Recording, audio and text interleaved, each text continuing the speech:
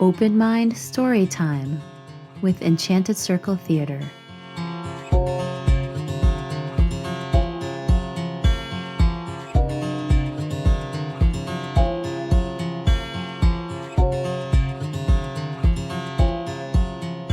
Hi there.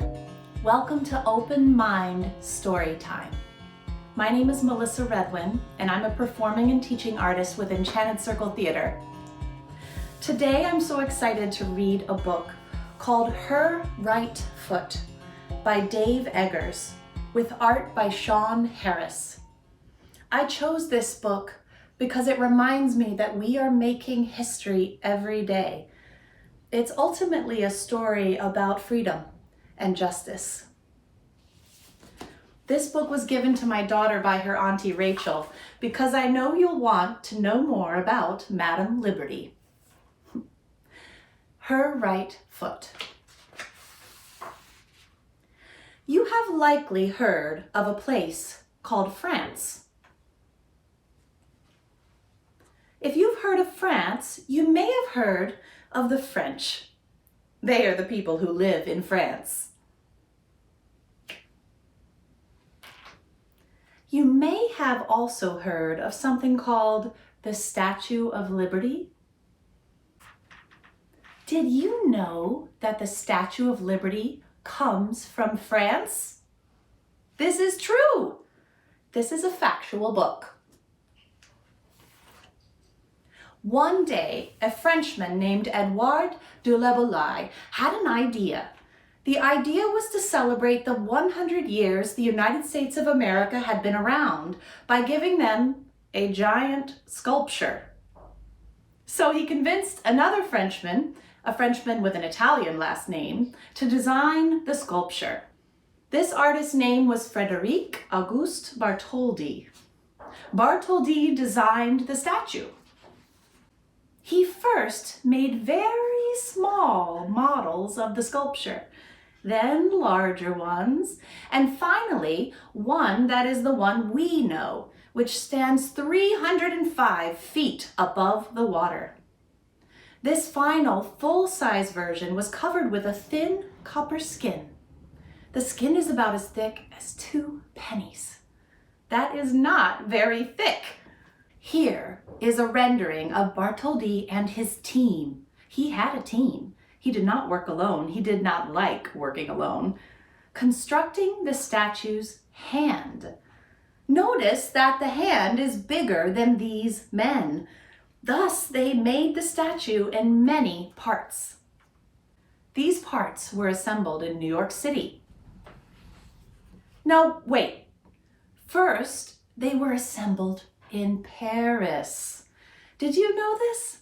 Ask your friends and even your teachers if they knew that before the Statue of Liberty was assembled in New York, she was first constructed in Paris. Your friends and teachers will be astounded. They will be impressed. They might think you are fibbing, but you are not fibbing. This really happened. The Statue of Liberty stood there, high above Paris, for almost a year in 1884. After they assembled the statue in Paris, they took it apart. But we just put it together, the workers said. Oh, that is absurd, they said. They said all this in French, the language of the French, a people who appreciate the absurd. In 1885, after they took it apart, they put the parts in 214 crates and put these crates on a boat. The boat was called the Isère. The boat traveled over the Atlantic Ocean and made its way to a city called New York, which is in a state also called New York. Hundreds of workers, perhaps 214 of them, took the pieces out of the 214 boxes, then began to rivet the pieces together. Assembling the statue took 17 months, and it all happened on what was then called Bedloe's Island. Bartholdi liked to see the sculpture rise above the harbor. Sometimes he watched the construction from the water. Sometimes he watched it from the land. Usually he was wearing a sturdy black hat, for he, like most European men of the time, favored sturdy black hats. You may have noticed by now that the pictures of the Statue of Liberty in this book have her colored brown. You may have thought the illustrator of this book was not so good at his job, because we all know the Statue of Liberty to be a certain greenish blue. But the Statue of Liberty was made of copper, and copper starts out brown. Then very slowly, when left outside for long periods of time, copper will eventually oxidize. And when it does, it turns this blue-green color. So the Statue of Liberty that everyone in New York saw being constructed was actually brown. The Statue of Liberty, in fact, was brown for about 35 years. The statue turned green around 1920 and has been this color ever since. Perhaps you already knew this? And you may have known that the book the statue is carrying, the one in her left hand, features the date, July 4th, 1776. On which the Declaration of Independence was signed. And you may know that the 7 spikes on her crown represent the 7 seas on earth, and the 7 continents, and the sun's rays too. And you probably know that the torch she carries is a symbol of enlightenment, lighting the path to liberty and freedom. And you might have known that at one point, Thomas Edison, inventor of the light bulb and the record player, once proposed to have a giant record player inside the Statue of Liberty. He did! He wanted the statue to be able to speak. In the end, though, this idea was considered a bit strange and was not pursued. And did you know that the interior of the statue was designed by another Frenchman by the name of Eiffel? That's right, the same Eiffel who, a few years later, would design the Eiffel Tower. And did you know that while the statue was first being constructed in Paris, a bunch of Parisians, mostly writers, they liked to eat, actually dined in the area just below the statue's knee? This too is true. While the statue was rising, Bartholdi's set up a lunch 4 stories up to impress and enthrall these French writers who, being difficult to impress and enthrall, were at least mildly amused. But there is one thing that you might not know, and this is the central point to this book, a point the author apologizes for taking so long to get to.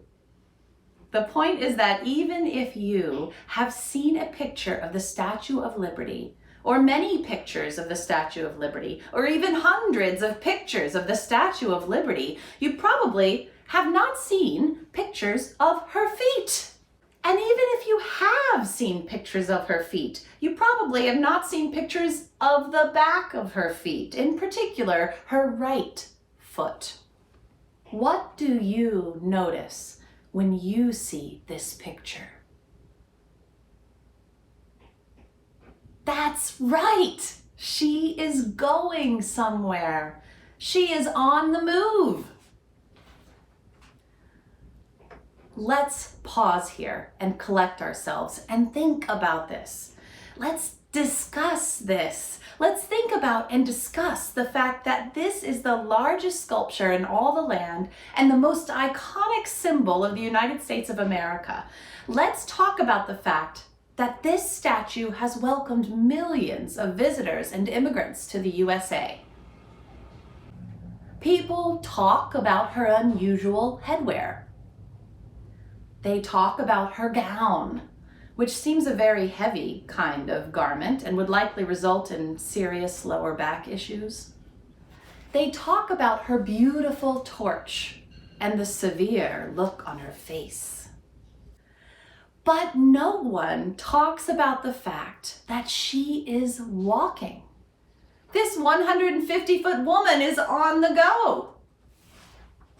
Every time we see the Statue of Liberty in pictures or anytime we imagine the Statue of Liberty, we see her standing still, very still, like, well, a statue.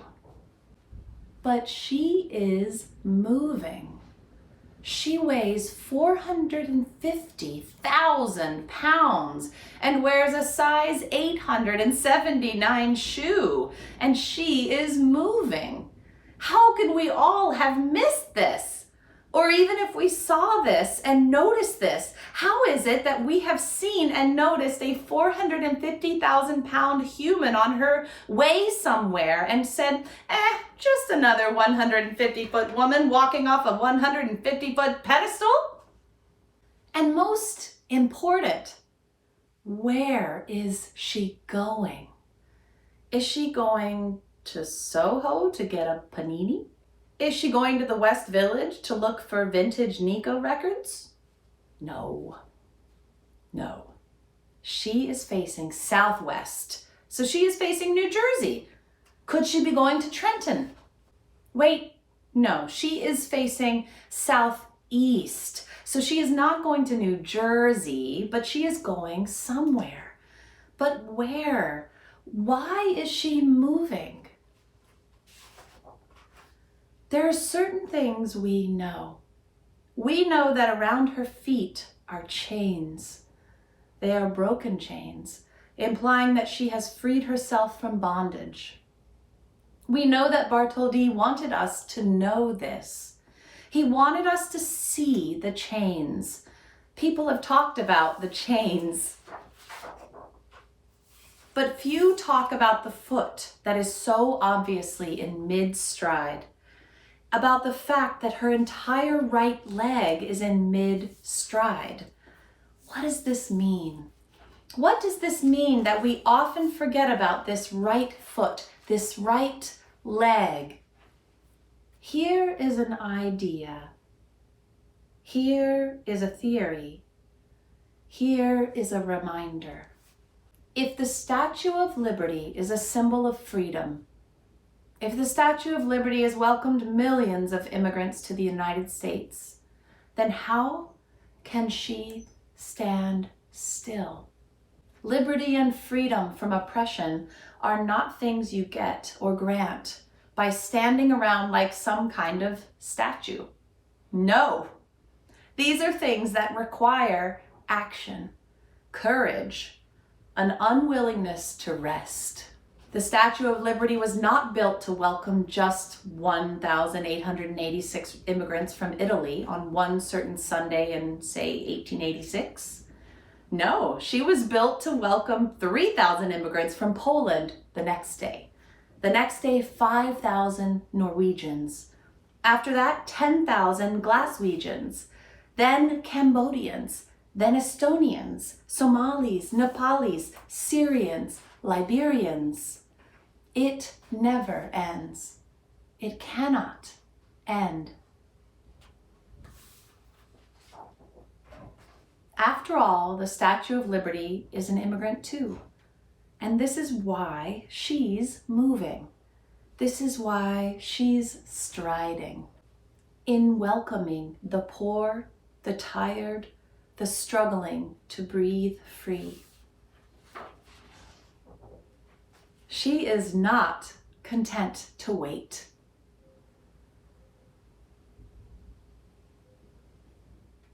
She must meet them in the sea.